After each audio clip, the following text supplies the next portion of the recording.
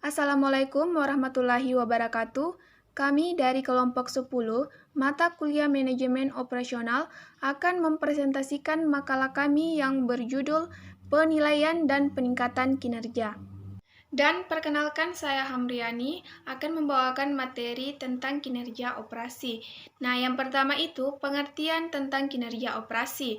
Kinerja operasi menurut Duff adalah suatu bidang manajemen yang mengkhususkan pada produksi barang dan juga jasa, serta menggunakan alat-alat dan teknik-teknik khusus untuk memecahkan masalah-masalah produksi.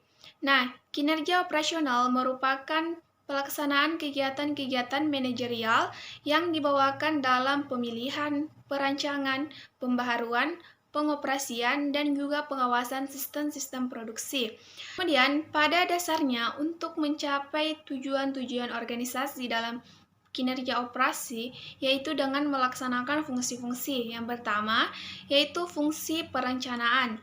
Fungsi perencanaan ini adalah keputusan-keputusan yang menyangkut kreasi metode-metode pelaksanaan dalam suatu operasi produktif.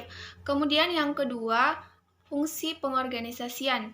Fungsi pengorganisasian adalah keputusan-keputusan perencanaan tingkat keluaran jangka panjang atau dasar pada permintaan dan juga keputusan-keputusan penjadwalan pekerjaan. Dan yang ketiga, fungsi pengarahan. Fungsi pengarahan adalah keputusan-keputusan yang dilakukan dalam sistem produksi berdasarkan perubahan permintaan, tujuan-tujuan dalam organisasi. Kemudian yang keempat, fungsi pengawasan. Nah, fungsi pengawasan adalah suatu tindakan atau proses kegiatan dengan tujuan untuk mengetahui hasil pelaksanaan, kegagalan, dan kesalahan untuk selanjutnya dilakukan demi memperbaiki atau mencegah supaya tidak terulang kesalahan yang sama. Kemudian yang kedua, ada faktor pengaruh kinerja operasi. Nah, di sini ada 5 faktor pengaruh kinerja operasi. Yang pertama, faktor individu. Nah, faktor individu ini berkaitan dengan keahlian, motivasi, komitmen, dan lain-lain. Dan yang kedua, faktor kepemimpinan. Faktor kepemimpinan berkaitan dengan kualitas dukungan dan juga pengarahan yang diberikan oleh pimpinan, manajer, atau ketua kelompok kerja. Kemudian yang ketiga, faktor kelompok atau rekan kerja. Faktor kelompok atau rekan kerja berkaitan dengan kualitas dukungan yang diberikan oleh rekan kerja. Dan yang keempat, faktor sistem. Faktor sistem berkaitan dengan sistem atau metode kerja yang ada dan juga fasilitas yang disediakan oleh organisasi. Dan yang terakhir, faktor situasi. Nah, faktor situasi ini berkaitan dengan tekanan dan perubahan lingkungan, baik lingkungan internal perusahaan maupun eksternal perusahaan. Kemudian yang selanjutnya, pengertian pengukuran kinerja operasi. Pengukuran kinerja adalah proses di mana organisasi menetapkan parameter hasil untuk dicapai oleh program, investasi, dan akuisisi yang dilakukan. Nah, proses pengukuran kinerja seringkali membutuhkan penggunaan bukti statistik untuk menentukan tingkat kemajuan dari suatu organisasi dalam meraih tujuannya. Nah, tujuan mendasar di balik dilakukannya pengukuran adalah untuk meningkatkan kinerja secara umum. Kemudian materi yang selanjutnya yaitu operasi benchmarking. Yang pertama itu pengertian benchmarking. Benchmarking adalah suatu proses studi banding yang biasa digunakan dalam manajemen atau umumnya manajemen strategis dalam mengukur suatu kegiatan perusahaan atau organisasi terhadap proses operasi yang terbaik di kelasnya sebagai inspirasi dalam meningkatkan kinerja atau performance perusahaan atau organisasi. Kemudian ada tujuan dan juga manfaat dari benchmarking. Nah, tujuan dari benchmarking ini yaitu yang pertama untuk menilai dan meninjau ulang ekonomis, efisiensi, efektivitas, serta kelemahan dan juga kekurangan. Dan yang kedua, untuk mengambil tindakan yang bersifat preventif, artinya untuk menilai apakah ada situasi dalam perusahaan yang potensial. Kemudian yang ketiga, untuk membandingkan hasil kerja perusahaan secara keseluruhan atau berbagai komponen dengan standar yang mencakup berbagai bidang dalam kegiatan tersebut. Kemudian yang keempat, untuk menjadi yang terbaik dalam melakukan aktivitas dan juga proses. Kemudian yang kelima, untuk meningkatkan kinerja operasi agar mampu bersaing dengan organisasi lain. Nah, adapun manfaat yang bisa diperoleh dari benchmarking seperti adanya perubahan budaya, peningkatan kinerja, dan juga peningkatan kemampuan sumber daya manusia. Mungkin itu saja dari saya, akan dilanjutkan oleh teman saya. Selanjutnya, bagian ketiga yaitu jenis-jenis benchmarking. Dalam praktik umumnya dikenal ada 4 jenis dasar dari benchmarking, antara lain yang pertama yaitu benchmarking internal, yaitu perbandingan dari operasi internal. Pendekatan ini dapat dilakukan dengan membandingkan operasi suatu bagian dengan bagian internal lainnya dalam suatu organisasi. Kedua yaitu benchmarking kompetitif, yaitu perbandingan pesaing khusus terhadap pesaing lain untuk produk atau fungsi kepentingan. Pendekatan ini dapat dilakukan dengan mengadakan perbandingan dengan berbagai pesaing.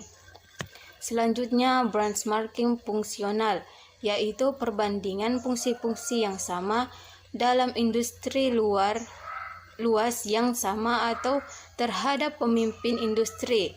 Dalam benchmarking fungsional diadakan perbandingan fungsi atau proses dari perusahaan-perusahaan yang berada di berbagai industri.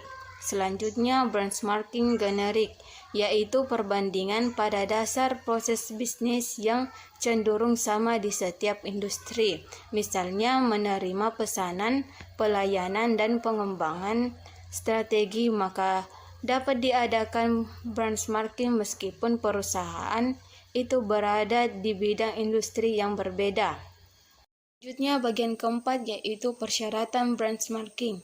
Sebelum melaksanakan benchmarking, organisasi harus memenuhi beberapa persyaratan. Yang pertama yaitu kemauan dan komitmen. Tanpa adanya kemauan dan komitmen terhadap benchmarking atau patok duga, maka organisasi tidak dapat maju. Kedua, keterkaitan tujuan strategi.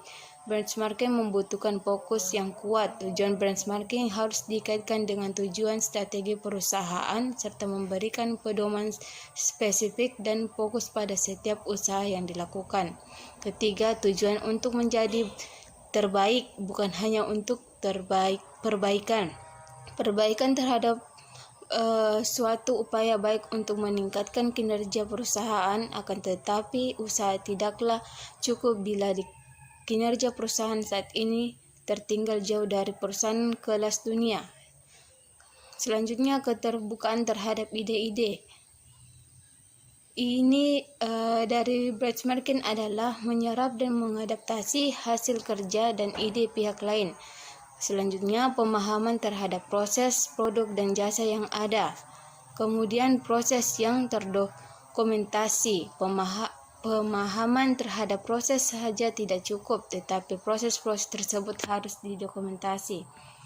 Selanjutnya, keterampilan analisis proses. Perusahaan membutuhkan orang yang memiliki keterampilan dalam menggolongkan dan mendokumentasi proses. Kemudian terakhir yaitu keterampilan riset, komunikasi, dan pembentukan tim. Keterampilan tambahan juga dibutuhkan seperti keterampilan riset, komunikasi, dan pembentukan tim. Akhir yaitu penilaian kinerja tenaga kerja. Pengertian dari penilaian kinerja adalah suatu proses atau kegiatan yang dilakukan oleh perorangan atau sekelompok suatu perusahaan untuk mengevaluasi dan mengomunikasikan bagaimana karyawan melakukan pekerjaan dengan cara membandingkan hasil pekerjaannya dengan seperangkat standar yang telah dibuat dalam suatu periode tertentu yang digunakan sebagai dasar pertimbangan suatu kegiatan. Yang kedua yaitu kriteria penilaian kinerja. Ada beberapa macam kriteria yang sering digunakan dalam proses penilaian kinerja karyawan. Yang pertama yaitu hasil kerja individu. Jika hasil kerja adalah aspek kerja yang diutamakan pada jabatan tersebut, maka hasil kerja individu dapat dijadikan kriteria penilaian. Kedua yaitu perilaku. Pada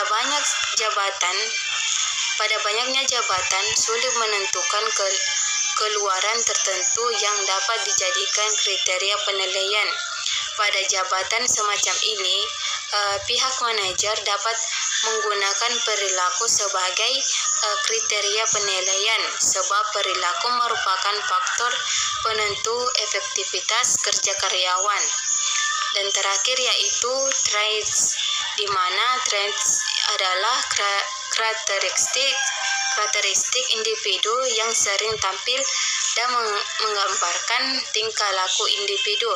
Traits adalah kriteria penilaian yang paling lemah karena dari ketiga kriteria yang ada, traits adalah yang paling jauh dari performance individu yang sebenarnya. Sifat yang baik atau dapat diharapkan adalah kriteria yang tidak terkait dengan performa kerja. Yang ketiga yaitu metode penilaian kinerja. Metode penilaian kinerja terbagi menjadi 5. Yang pertama, metode rating scale adalah metode penilaian yang paling sederhana dan paling umum digunakan. Kedua yaitu metode checklist atau metode daftar periksa, adalah metode penilaian kinerja yang terdiri dari serangkaian standar kerja yang berbentuk pernyataan dengan pertanyaan dan jawaban ya atau tidak yang telah disiapkan oleh Departemen SDM. Ketiga yaitu metode critical incidence atau metode insiden kritis, yang adalah metode penilaian yang memusatkan perhatiannya pada perilaku kritis atau insiden kritik, baik perilaku atau insiden yang positif maupun perilaku insiden yang negatif. Kemudian yang keempat yaitu metode assign, adalah metode penilaian yang paling sederhana di antara berbagai metode penilaian yang ada. Dan terakhir yaitu metode ranking. Metode ranking adalah metode penilaian yang membandingkan satu karyawan dengan karyawan lainnya, kemudian diurutkan berdasarkan peringkatnya. Itulah materi dari kelompok kami. Kami ucapkan banyak terima kasih. Wassalamualaikum warahmatullahi wabarakatuh.